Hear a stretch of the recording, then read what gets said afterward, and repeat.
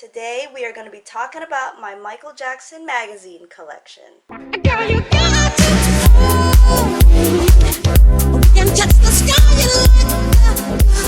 like Alright, so I've been cleaning up all day and I came across my magazine collection and I was like, why not show that to you guys?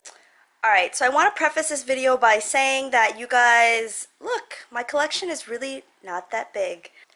I've got the Disney Adventures magazine, which is super cute. Pinocchio is my favorite character. And this is a list of 25 things you probably didn't know about Michael Jackson. Should we see? Alright, so let's see. Michael, this one is sideways. Michael once sold his voice on some of the early Jackson 5 songs. He said his voice sounded like Minnie Mouse.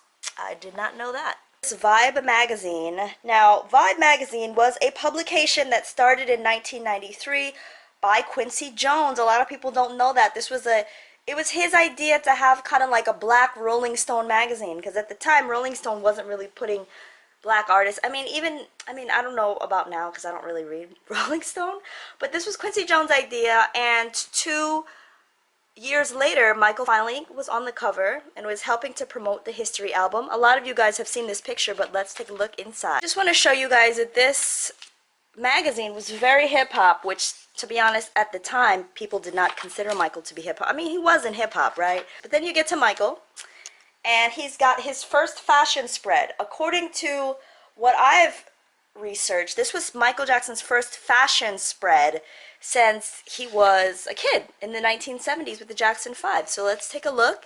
Here he's got on some, is this Tommy Hilfiger? I don't know. Am I just the only one that when I see an H, I'm like, oh, Tommy Hilfiger? Yeah, this is Quincy Jones' daughter, who was a model. Here are some more photos. I picked this up for myself in Japan. This is a Rolling Stone in Japanese. It's about the 80s, which is mind-boggling to me why they used a picture from In the Closet. But, you know, we're not going to complain. We love when a Michael Jackson is on any cover, so yeah. Next up, we have this Vibe magazine, which I went to the store personally to buy.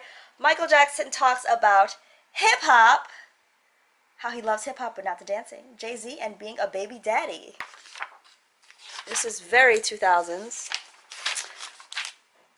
Okay, so here we are, MJ. So here they talk a lot about the remix of You Rock My World. They don't talk a lot about it, but they mention it because this magazine came out around the time of Invincible, right after it had already come out. So if you guys don't know the remix of You Rock My World, definitely go check that out. It's really, really dope. I love that remix. Maybe even, well, I'm not going to say more than the original, but yeah, it's cool. This is a good magazine to get if you want to read Michael Jackson's words and interviews, because Michael Jackson was featured on a lot of magazine covers, right? But he wasn't interviewed for all of them. He wasn't actually used as a source for all of them, so yeah. Next we have this People Extra. This was a special edition of People magazine, and it talked all about Michael Jackson. Like, everything in here is about Michael, which I think is awesome. If I was to recommend any of these books that you guys, oh man, I love this. Any of the books that you guys, magazines that you guys should put your hands on, I think it would be this one. They talk about the Victory Tour. I know I'm going through this pretty quickly. I don't like to show every nook and cranny of things because I feel like if fans want to get it for themselves, they should have the opportunity to look at something for the first time and be surprised. So next we'll take a look at this People magazine, and if you guys remember, this is what I was reading in my t-shirt collection video.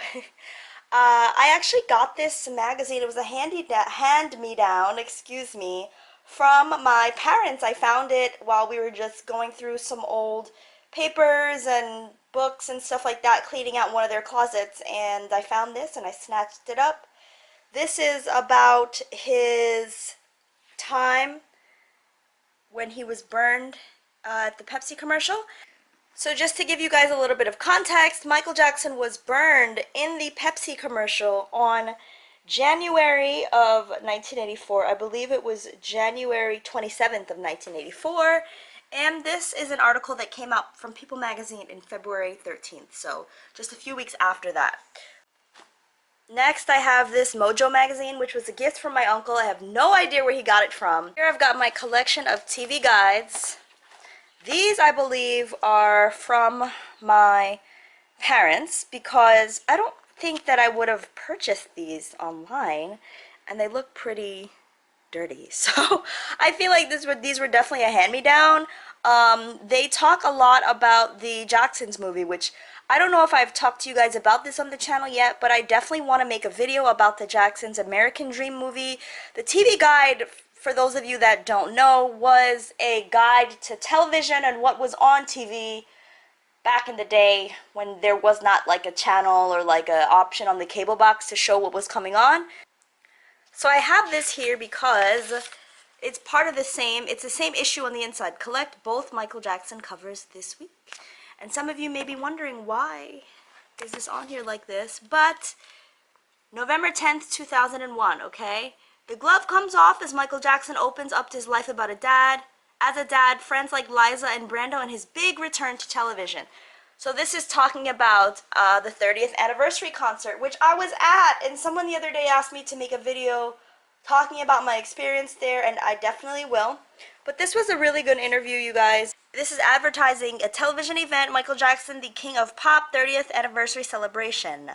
Came on CBS on Channel 2 at 9 p.m. So yeah, that was the first time that I saw the concert after I had gone. And it was interesting because it was a combination of the two nights. Let me know in the comments if you want me to do a video on my experience there. Here's another TV guide. This is just a review of the top 100 greatest music videos of all time. Michael does a little interview in here. Yeah, it's pretty interesting. And last but not least is the Ebony Collector's Edition. This came out in December of 2007.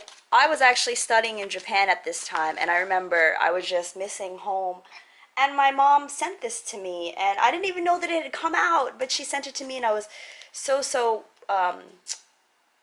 excited about it. And yeah, Michael the Thrill is back. It's a nice spread. It's good to know that one of the last covers that he had with Ebony was something that was glorifying his career and talking about the impact that he had on the world, and I'm so happy about it. So yeah, these are all the questions, and this is him in the Brooklyn Museum. I'm thinking about going to the Brooklyn Museum and maybe trying to find like the exact locations and stuff where he stood and seeing if I can make a cool going places with that. Alright, you guys, so that is it. That is all from my Michael Jackson magazine collection. Thank you for tuning in. Again, this is MJ Fangirl TV. I'm bringing videos to you all about Michael Jackson fandom and all the cool things that he accomplished in his career that a lot of people just don't talk about. So I hope you enjoyed this video. Make sure you subscribe to the channel. Hit that notification bell so that YouTube alerts you next time I make a new upload. And until then, catch me on Instagram, Twitter, elsewhere on the World Wide Web. See you guys next time. Bye.